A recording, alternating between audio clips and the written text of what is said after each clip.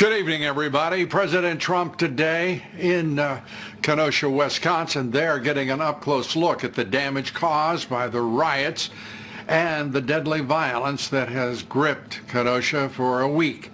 The president toured property damaged by the left-wing activists and anarchists, blasting those rioters as anti-American and promising to help devastated businesses in Kenosha rebuild. Standing at what is now a burnt-out shell of a block in Kenosha, President Trump talked with business owners and law enforcement officers. President Trump also noted the presence of the National Guard and thanked them for their help, and said the decision to call in those troops helped calm things down. Kenosha has been ravaged by anti-police and anti-American riots. Violent mobs demolished or damaged at least 25 businesses, burned down public buildings, and threw bricks at police officers, which your police officers won't stand for, and they didn't stand for it. These are not acts of peaceful protest, but really domestic terror. My administration coordinated with the state and local authorities to very, very swiftly deploy the National Guard, surge federal law enforcement to Kenosha and stop the violence. And I strongly support the use of the National Guard in other cities, and the same thing would be happening if we did that. You'd have the same thing happen in Portland, and it would happen very quickly. It would all be over very, very quickly. To talk about all of this and much more, the United States Secretary of State, Mike Pompeo. Mr. Secretary, good to have you with us. Let's begin with the rhetoric of the Chinese government, and it is moving up to quite heated extremes now. Your interpretation of what's going on in Beijing. So thanks for having me on. That was quite a list you read there with respect to the Chinese Communist Party's aggression. I think what's going on with the rhetoric is, for the first time, there's an administration, a president in the United States who isn't just going to turn the other cheek, who's prepared to take on this challenge. It's 40 years in coming. Frankly, America slept while China grew. You talked about their missile systems, their military, all the things that have grown. President Trump, the trade issues, all the economic issues that you talked about on your show for months and months and months now. President Trump's taking each of these on in a serious way, and I think you see the rhetoric from the Chinese Communist Party ratcheting up because they are feeling the pressure that's being put on them by this administration. And the issue of a Cold War, as the foreign minister suggested, between the two countries, is it not decidedly already that? Yeah, Lou, you know, the Cold War analogy has some relevance, but the truth of the matter is the Chinese Communist Party made some choices under General Secretary Xi. He's made it clear, whether it's his military build-up, the diplomatic efforts, the Belt and Road Initiative to try and create vassal states, a tyrannical regime all around the world for a global hegemony. The challenges are different. There are economic challenges here at home. Their United Front work. We had to close the consulate, the Chinese consulate in Houston, Texas, because there were spies operating from that place. It had truly become a den of spies.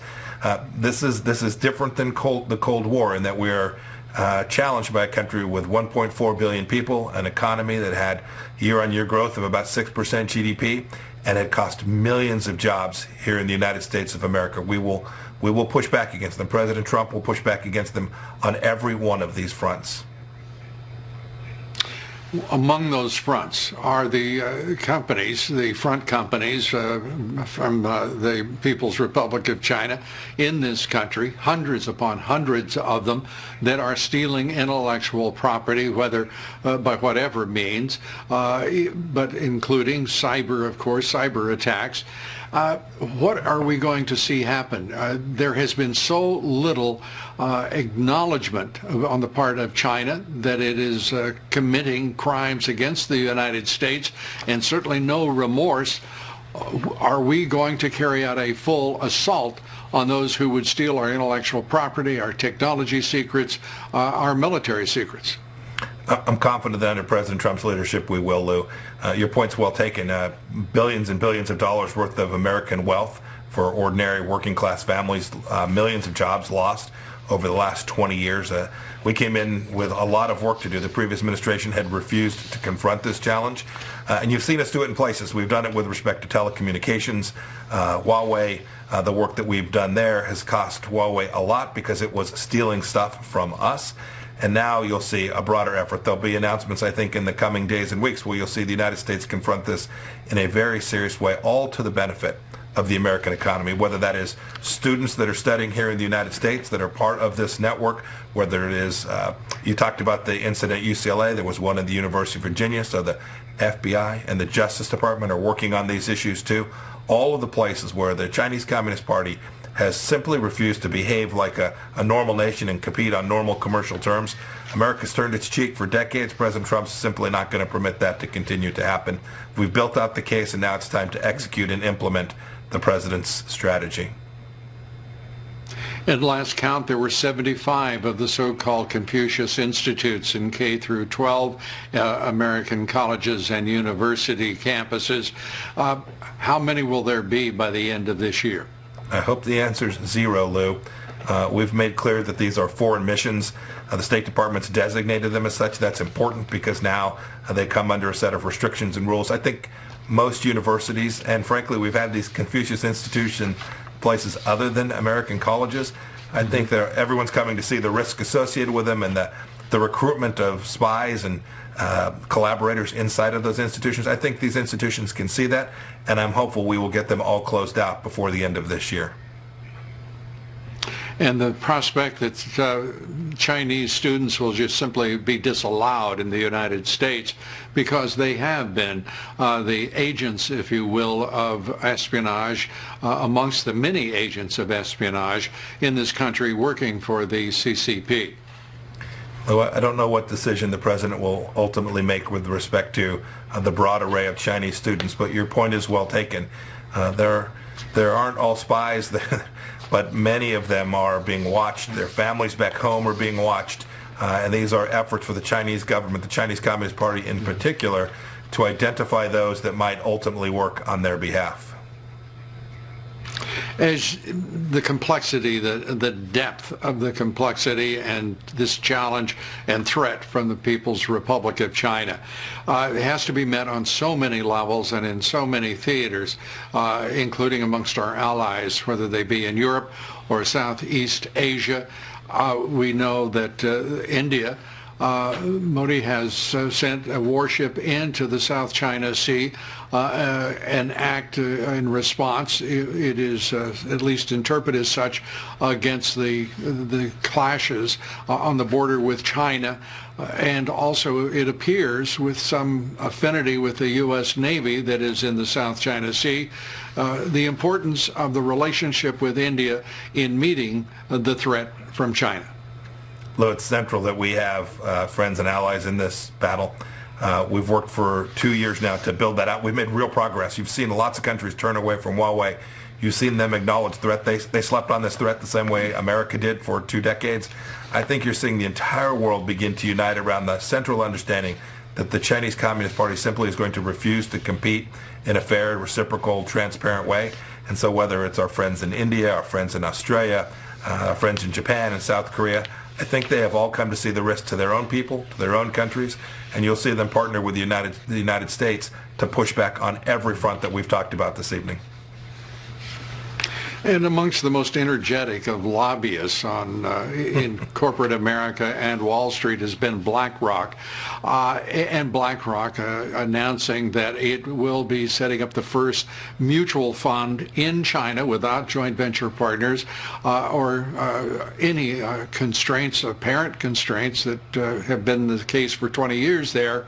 This looks peculiar given the tensions between the two countries and the fact that BlackRock has been among those institutions working against President Trump's values and insistence on policy to constrain China. What should we make of that? Well, I don't want to speak about any particular single private company, but make no mistake about it, the President has made clear our expectations for complying with U.S. law, complying with all of the requirements that we have here in place, that we want a fair and reciprocal trade relationship. You saw this in the negotiations over the trade deal. We didn't get the big deal done. Most administrations would have caved, given the Chinese what they want. President Trump refused to do that, and I think you'll see more that follows on the economic front that'll be really important to secure jobs and wealth for people here in the United States. Well, we've seen almost 4 years of it from this administration, so we look forward to a replication. Secretary of State Mike Pompeo, we appreciate it much. Up next, Congressman Devin Nunes. We'll be right back. Joining us now, Congressman Devin Nunes. He's the ranking member of the House Intelligence Committee, author of the important book, Countdown to Socialism. It's available for pre-order, and we recommend it to you highly. Congressman, great to have you with us. Always a pleasure. Your Senate Intelligence Chairman is back in the news. Do you think that Adam Schiff is a leaker? Well, we know that someone on the Democratic side is a leaker, and they've been leaking a really long time. Not to mention, they also like to go through our telephone numbers and release them to the public.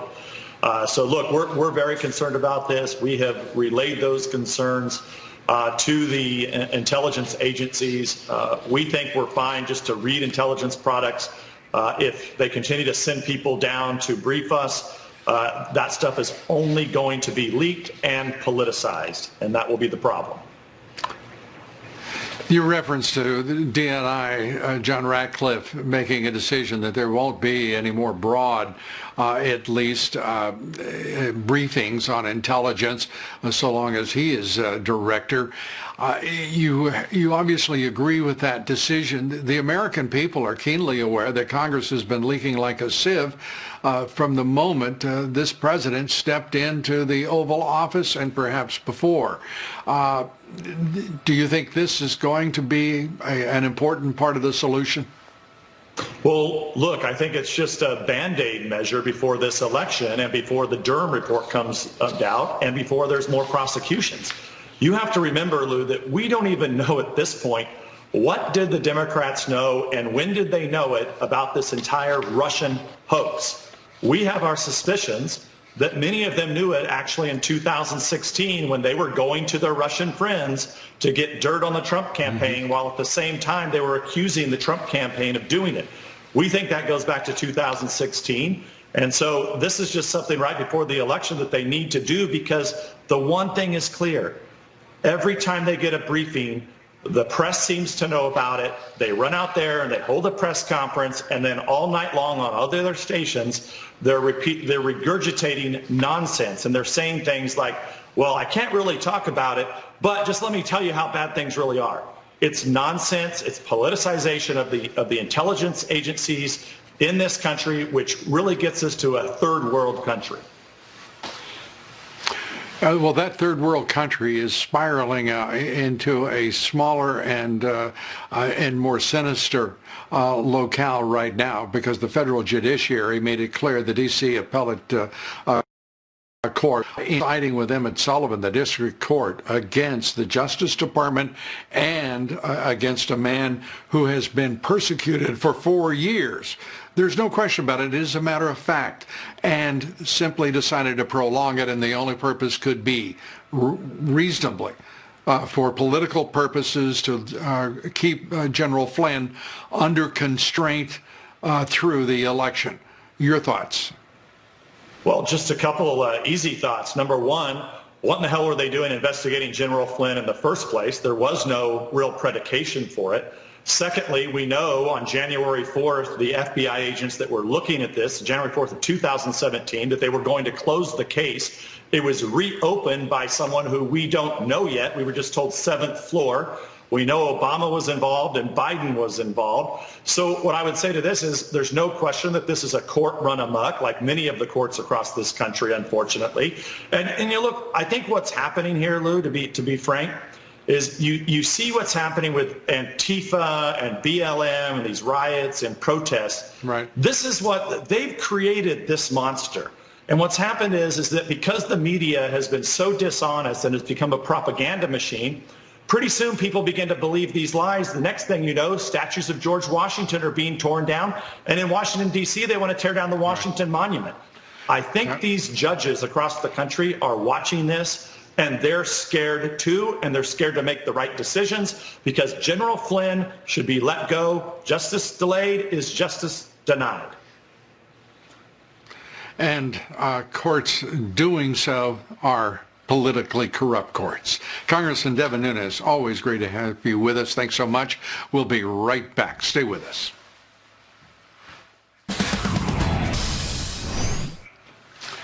Breaking news now, Senator Rick Scott blocking Senator Mike Lee's effort to increase the number of foreign worker visas and workers coming into this country.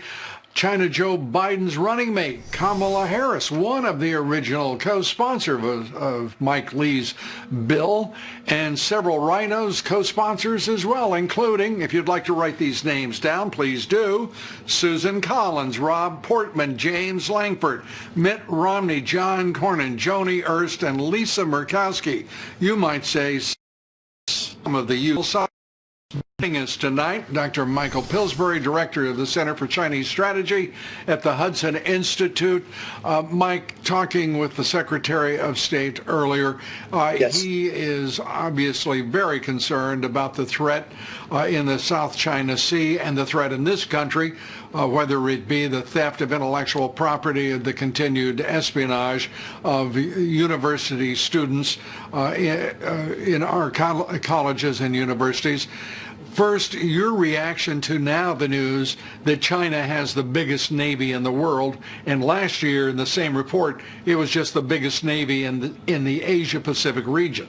Lou, I think what we're seeing is increased Chinese arrogance. They're quite aware of their naval superiority. They talk about it. There have been threats in the past month in the Chinese press that they might just sink an American ship in the South China Sea to teach us a lesson.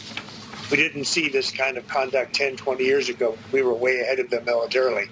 I think Secretary Pompeo is the president's point man on a lot of these steps against China. But we have to look at the other departments, including the Pentagon, to get the full picture.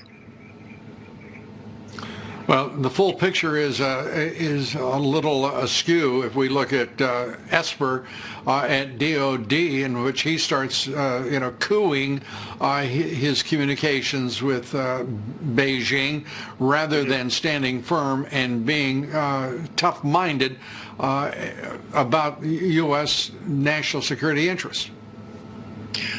Secretary Esper does seem to be a little bit out of alignment with the rest of the cabinet and the president, but I can guess the reason why, Lou. He could be worried about a real shooting war breaking out with China. I mean, our forces are getting closer and closer together.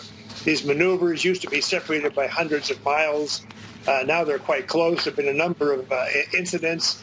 So the Pentagon, although it wants to fight and win a war if it has to, really has to think about deterrence and maybe being a little bit too much on the polite side. I did not agree that Secretary Esper should try to visit China this year. I think the president is trying to crack down on the Chinese, what I would call tighten the noose around Xi Jinping's neck, area by area. So the Pentagon needs to be on board with that, Lou, I think. Well, what kind of an idiot would not be? We're talking about the Secretary of Defense. He reports to the Commander-in-Chief, the President of the United States. What the hell is going on? And if he is the DOD Secretary, which he certainly is, what kind of fatuous fool would be sitting there trying to make policy that's not in direct alignment with that of the President of the United States? Well, one of the good things he's doing is accelerating the rate of the new weapon systems we've just got to have to maintain the balance. The B-21 bomber. Well, he's not doing it. The fact of the matter is the President of the United States is the one who is commanding the rebuilding of the U.S. military. He is the one who has put everybody up on point to get it done. Meanwhile, it seems to me you've got a Department of Defense more worried about PR images and nonsense rather than building a vastly superior war-fighting machine. I'd like to see our four-star commander in Hawaii responsible for the whole region. I'd like to see him visit Taiwan. This seems to be the problem the Pentagon has. They're afraid it's too provocative to let our commander visit Taiwan. He hasn't been there since 1979. This would be the real test for Secretary Esper, and it also sends a message to the Chinese that the most sensitive matter for them, as far as they're concerned, is the status of Taiwan. If our four-star commander visits, then they know we're quite serious about deterrence. I think Secretary Esper might come around to that view, Lou. Well, he might. I really don't. I don't care what his state of mind is, frankly, Mike. He has a president to follow, and he damn well better follow, because he's not shown himself to be much of a leader, this Secretary of Defense. Thank you. I think it's a terrific idea, and I know you've got more, and we'll take those up the next time, Mike. Michael Pillsbury. Up next is John Durham's Obamagate investigation, looking into John Brennan's selective disclosures about the 2017 intelligence community assessment. We take that up and more with Just the News founder and editor-in-chief John Solomon. And please pre-order my new book, The Trump Century, How Our President Changed the Course of History Forever. Available now. Pre-order your copy at our new merchandise store, LouDobbsShop.com, Amazon.com, BarnesandNoble.com. Stay with us. We're coming right back.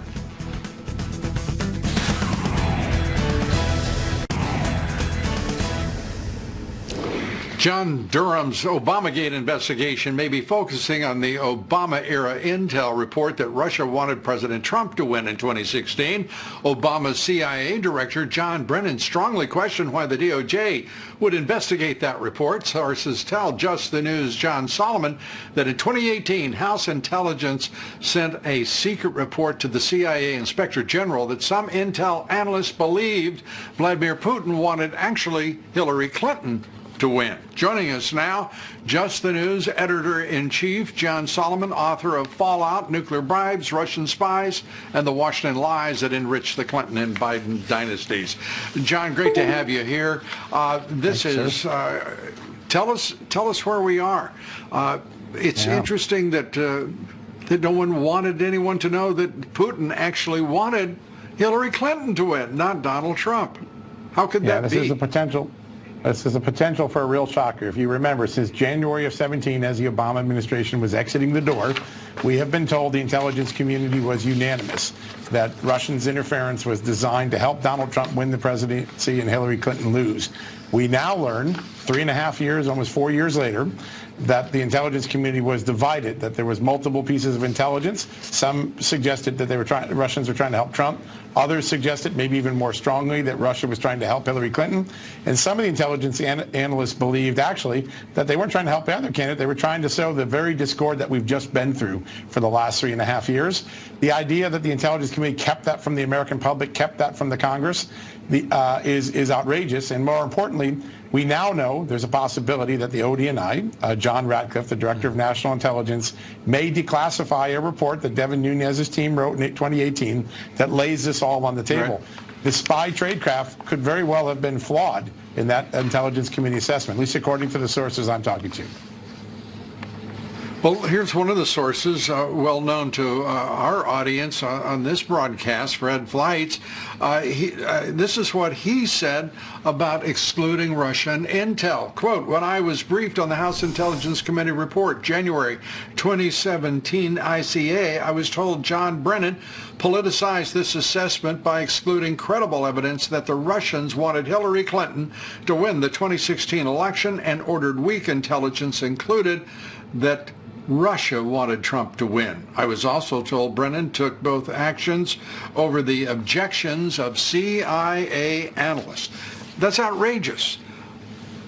Your thoughts? It is, and it's outrageous that we don't know it, that it was kept a secret all this time. This is a pattern we've seen in Russia collusion from day one. The FBI and CIA know things, and they give us a different story than the facts that are in their possession, the evidence that's in their possession. It's time for Ratcliffe, it's time for the intelligence community to declassify that Devin Nunes report. I think it'll be a blockbuster. It may change some minds in the fall if people understand what's in that report. Absolutely. And another report, and that is your report on Marie Yovanovitch and the U.S. Embassy monitoring U.S. individuals, including a fellow by the name of John Solomon and another one with the name of Lou Dobbs. I'd like to just show the audience real quickly the names on this. If we could put up that full screen, please. And there they are. Lou Dobbs, Sean Hannity, Laura Ingraham, Donald Trump Jr., Tom Fitton, Sarah Carter, Rudy Giuliani, Seb Gorka, Dan Bongino, and John Solomon. This is outrageous. And give us your sense of the import. Well, it has the look of an enemies list, right? It looks like the embassy didn't like the things we were saying about its conduct, about Joe Biden, about George Soros.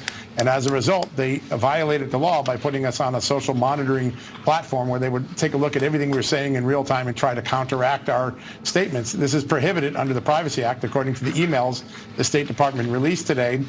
This is the sort of monitoring that the government has the capability of doing. And while there's rules that say don't do it to Americans, it looks like the State Department didn't know those rules or didn't follow those rules. And as a result, your privacy, my privacy, Sean's privacy, all the great people on that list had their Privacy Act rights perhaps violated. It is stunning, and it took a judicial watch initiative here to reveal this, correct? What would we do without Tom Fitton and the great work his team has done time and again in forcing bureaucrats to give us documents that they didn't want to turn over? Bravo to him, and I hope the Senate and the House take serious action on this. Look at this. I doubt this is the only instance that it's happened. It didn't just get invented in March of 2019. And I hope that Attorney General William Barr joins Durham in doing a lot of hell raising, and soon. John Solomon, always raising hell and revealing great truths. We appreciate it. Thanks so much. Before we go to break, pre-order my new book, The Trump Century, How Our President Changed the Course of History Forever. Available now. Pre-order at our new merchandise store, LouDobbsShop.com. And a 15% discount when you enter the code MAGA. Stay with us. We'll be right back.